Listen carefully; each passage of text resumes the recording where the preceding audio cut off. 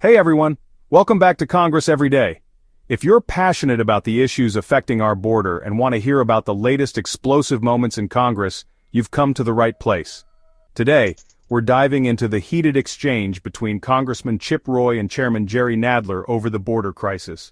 We'll break down the top moments from Chip Roy's passionate speech as he rips into Nadler for scoffing at the seriousness of the border situation.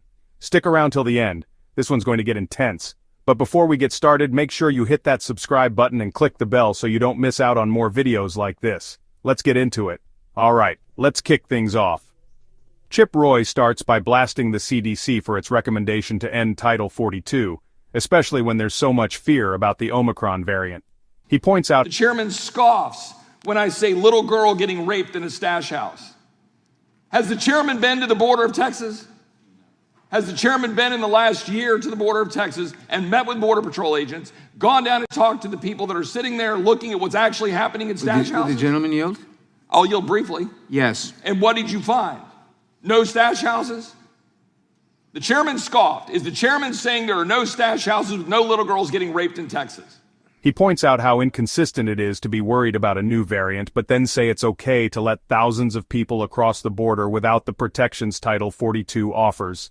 It's a stark contrast that Chip doesn't let slide. He's raising questions about why the CDC is turning a blind eye to public health risks. If you're thinking, wait, what's Title 42 again? Essentially, it's the policy that allows the U.S. to expel migrants quickly to prevent the spread of contagious diseases. So for Chip, this decision...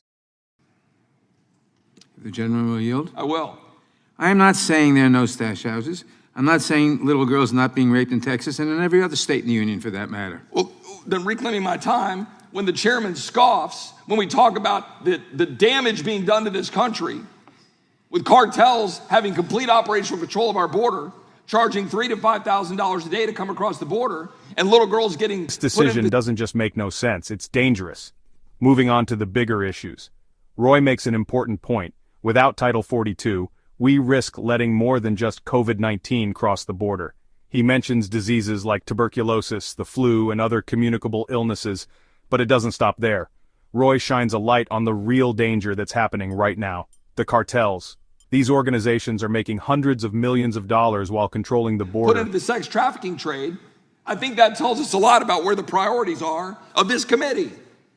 And I'm getting a little sick and tired of my colleagues on the other side of the aisle scoffing at Texans having to take the brunt of this. Ranchers losing their longtime family-held ranches.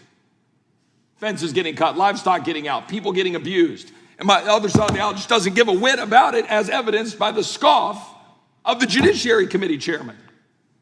The border, charging thousands for passage, and making the situation worse every day. And the story only gets darker when Roy talks about the trafficking of young girls. Something that should be a top priority for everyone. These young victims are being exploited, and it's happening right under our noses. This is where Roy's passion really kicks in. Now, here's where it really gets interesting. Chip Roy goes straight for Chairman Jerry Nadler, accusing him of scoffing at the entire border crisis. When Roy brings up the abuse of young girls in stash houses, places where victims are held against their will, Nadler laughs it off. That's right. It's absolutely mind-boggling. This is what the American people are absolutely sick and tired of.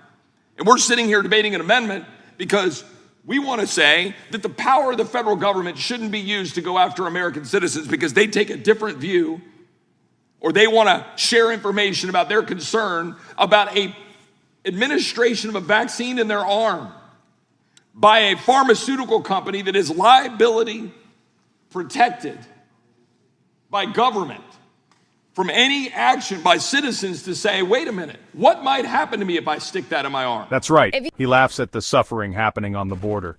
Roy doesn't take it lightly. He's asking, has the chairman ever even been to the border? Has he spoken to the Border Patrol agents who are on the front lines every single day?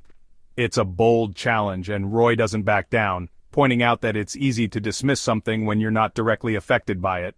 Next up, Roy doubles down on the lack of action from those in power. He talks about how the cartels have essentially taken control of the border, and yet Congress is doing little to address the issue. He also highlights how Texans, especially ranchers, are suffering because of this crisis. Family-owned ranches are being destroyed, fences are getting cut, livestock is being stolen, and people are getting hurt. And you know what?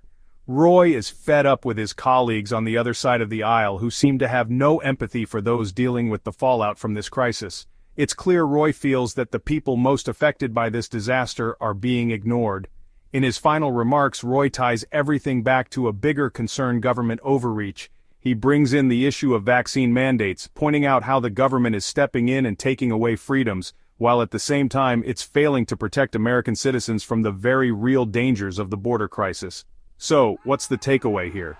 Chip Roy is absolutely livid about the lack of attention being paid to the serious situation at the southern border.